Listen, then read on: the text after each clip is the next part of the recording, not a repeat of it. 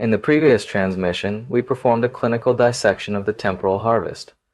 We established that the grid does not merely steal your labor. It siphons the very cognitive bandwidth required to conceive of an exit. But recognition is only the preamble to revolution. A man who identifies his chains but lacks the engineering discipline to forge a key is merely a philosopher in a dungeon. To move from the status of a subject to that of an architect, one must undergo the transition from reclamation to construction. This is the mandate of the fortress foundation. The fortress is not a physical structure of stone and mortar, at least, not initially. It is a psychological and structural perimeter established around your life force. It is the realization that in an era of hyper-centralized control, your only defense is a decentralized sanctuary. This sanctuary is built upon the hours we reclaimed from the digital parasite. If you have successfully executed the protocols of Transmission 16, you now possess a surplus of attention and energy. The question the architect must answer is, where will this surplus be channeled? To leave it idle is to invite the grid to reabsorb it. Vacuums in the attention economy are always filled by the highest bidder. The foundation of your fortress is laid on the bedrock of the non-negotiable. Most men negotiate their lives away in increments of 15 minutes. They negotiate their sleep with a glowing screen. They negotiate their health with corporate convenience. They negotiate their presence with their aging parents for the sake of a mid-level manager's quarterly targets. The architect does not negotiate. He dictates. He understands that the security of his bloodline is a mathematical certainty that requires specific inputs. If the inputs, time, focus, and strategic capital are compromised, the output, freedom, is mathematically impossible. To build a foundation, we must first address the survival bias that the grid has hardwired into your nervous system. You have been trained to think in cycles of 30 days. The monthly rent, the monthly bill, the monthly paycheck. This 30-day loop is a leash. It keeps your eyes fixed on the immediate horizon, preventing you from seeing the tectonic shifts in the global economy and the biological reality of your family's aging. The fortress foundation requires a shift from linear survival to exponential legacy. We are not building for next month.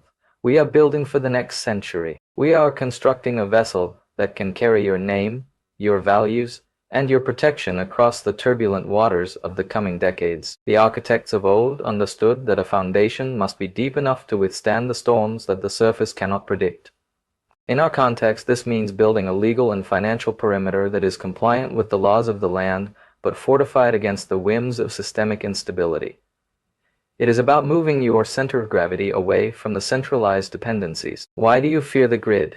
Because the grid controls the flow of your essentials. The fortress foundation is the process of building your own reservoirs. Reservoirs of knowledge, reservoirs of capital, and reservoirs of communal trust. This initial phase of construction is often the most invisible and the most grueling. There is no glory in digging a foundation. There are no neon lights or public accolades for a man who spends his reclaimed hours studying the mechanics of sovereign wealth or refining his craft in the silence of the pre-dawn. But without this depth, any structure you build will crumble at the first sign of systemic tremor. The system wants you to build on the sand of trends and hype. The architect builds on the granite of utility and sovereignty. We are not merely talking about money. Money is a tool, but it is a tool that is currently being debased by the very systems that issue it. We are talking about the sovereign skill set, the ability to provide value that is independent of a specific employer or a specific geographic location. This is the true cornerstone of the fortress. When you possess a skill that the world requires, and you deliver it from a position of autonomy, the power dynamic shifts. You are no longer asking for permission to survive. You are negotiating the terms of your contribution. Look at the faces of your parents. Notice the deepening lines and the slowing pace. They are the living clock of your responsibility. Every moment you delay the construction of your fortress is a moment they remain vulnerable to the cold indifference of the state. The grid has no empathy for the elderly or the weak. It only has utility for the productive. When your parents are no longer productive in the eyes of the system, they will be discarded. It is your foundational duty to ensure that they are brought within the walls of your fortress, protected by the wealth and energy you reclaimed while you were still strong enough to hold the shovel. This is the beginning of phase 4. We are done with the reset. We have mastered the alpha mindset. We have survived the offensive. Now we build. We build not out of greed, but out of a fierce protective love for what is ours. We build because the alternative is to be a tenant in a world owned by those who do not know your name. The shovel is in your hand. The reclaimed time is the soil. The blueprint is in your mind. Let us begin the dig. The establishment of a foundation is a silent subterranean labor. It is the phase where the architect moves from defensive reclamation to offensive positioning.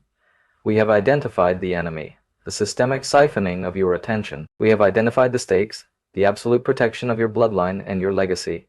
Now, we must examine the tools of construction. To build a fortress that is truly sovereign, one must understand that the currency of the grid is designed for your dependency, while the currency of the architect is designed for his liberation. The primary structural weakness of the modern man is his singular point of failure, the reliance on a centralized system for the 4 pillars of existence: capital, energy, information, and protection. If the grid provides your paycheck, your power, your news, and your security, you are not an architect, you are a tenant, and as any tenant knows, the terms of your stay can be altered at any moment by the landlord. The fortress foundation is the deliberate phased process of acquiring parallel infrastructure.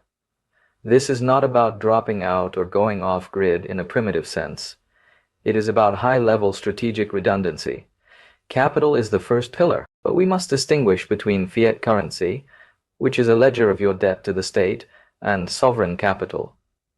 Sovereign capital is value that cannot be easily debased, confiscated, or frozen. It is the transformation of your reclaimed time into assets that possess intrinsic utility or decentralized verifiability. Whether it is the acquisition of physical gold, the mastery of decentralized finance protocols, or the ownership of productive land, the architect's capital must exist outside the immediate reach of the attention harvest. Every unit of sovereign capital you accumulate is a stone in your wall. It reduces your compliance surface area. When you do not need the grid's permission to feed your family, you no longer need to perform the rituals of the grid to survive. The second pillar is the mastery of the sovereign skill set. In the digital age, geography is becoming a choice rather than a cage. The architect leverages the very tools of the grid to transcend it. By cultivating high-value, decentralized skills, architecture of systems, global trade, high-level strategic consulting, or digital craftsmanship, you decouple your income from your location. This is digital statecraft. It allows you to earn in the strongest currencies while residing in the most sovereign jurisdictions. Your value becomes your passport. A man with a global skill set and a decentralized income stream is a ghost in the system. He is there, he is productive, but he is not captured.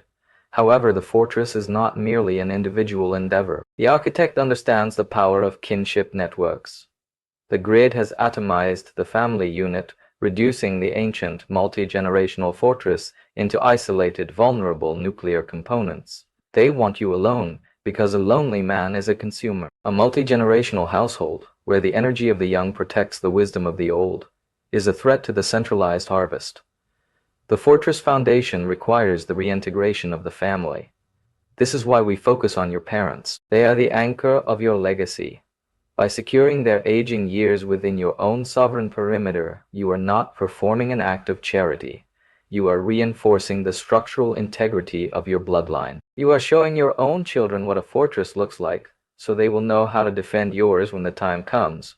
The information diet is the mortar that holds these pillars together. If you are still consuming the systemic noise, the manufactured outrage, the partisan theater, the commercial lures, your foundation is being poisoned from within.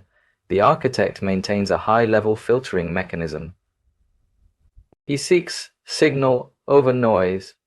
Signal is information that leads to increased sovereignty. Noise is information that leads to increased dependency or emotional volatility. To build a fortress, you must be the master of your internal narrative. You must refuse to let the grid define what is urgent or important.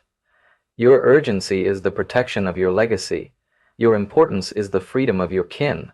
Construction in this phase requires stoic intensity. You will be tempted to show off your progress. You will want to signal your newfound awareness to the world. Resist this. The strongest foundations are those that remain hidden until the superstructure is complete. In the world of the sovereign alpha, opacity is a defensive asset. Do not let the grid know the depth of your reservoirs or the strength of your walls. Move in silence. Build in the pre-dawn hours. While others are arguing over the trivialities of the day, you are calculating the escape velocity required to propel your family into a state of permanent autonomy. We are building a parallel reality, a world where your security is based on your own competence and the strength of your kinship, rather than the benevolence of a bureaucracy. This is the architect's path. It is difficult, it is lonely at the beginning, and it requires a level of discipline that 99% of the population will never achieve. But the reward is the only thing truly worth having. The right to stand on your own land, under your own flag, and know that your people are safe because you had the vision to dig when everyone else was content to float. The completion of the foundation is not the end of the labor, but the beginning of true authority. We have reclaimed the time. We have identified the pillars of sovereign capital and kinship. Now the architect must perform the final act of foundational construction, the sovereign seal. This is the mental and structural commitment to never again allow the perimeter to be breached. It is the transition from building a fortress to inhabiting it as a ruler of your own domain. The sovereign seal is defined by absolute accountability. In the grid, when things fail, you are trained to look for a culprit, a politician, a corporation, or a global event. In the fortress, there is only one authority, the architect. If the capital is debased, it is because you did not diversify. If the kinship is fractured, it is because you did not lead. If the energy is low, it is because you allowed the parasites back in. This weight of responsibility is not a burden. It is the source of your power. A man who is 100% responsible for his reality is a man who can never be truly victimized. As the foundation settles, the architect implements the protocol of preservation. Most wealth and most freedom are lost not to sudden catastrophe, but to slow erosion. The grid thrives on erosion, inflation eroding your savings, distraction eroding your focus, and compromise eroding your values. Your foundation must include automated systems of preservation. This means setting up your financial architecture so that it grows outside the reach of emotional whims. It means establishing family traditions and rituals that reinforce your sovereignty daily. It means ensuring that your aging parents are not just housed, but are active participants in the wisdom pool of your fortress. Their security is the physical manifestation of your success. The final stone of the foundation is strategic generosity. A fortress that only looks inward eventually becomes a tomb. The sovereign alpha understands that true security comes from being a node of value in a network of other sovereign individuals.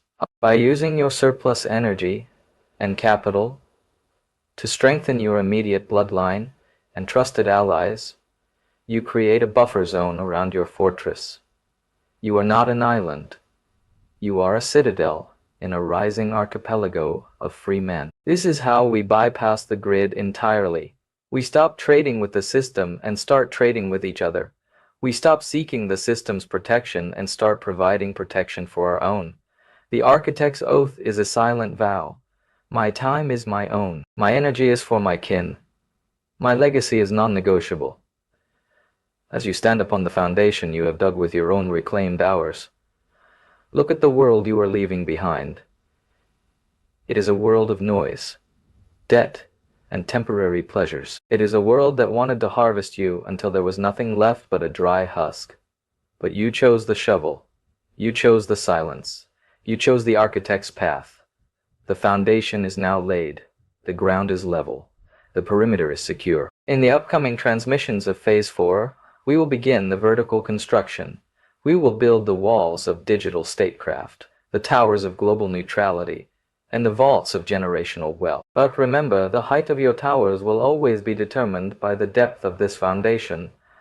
You have secured your seconds, now you will secure your centuries. The grid may still hum in the distance, but its frequency no longer dictates your heartbeat. You are no longer a component. You are the architect. And the fortress you build today will be the sanctuary where your parents find peace and your children find their strength.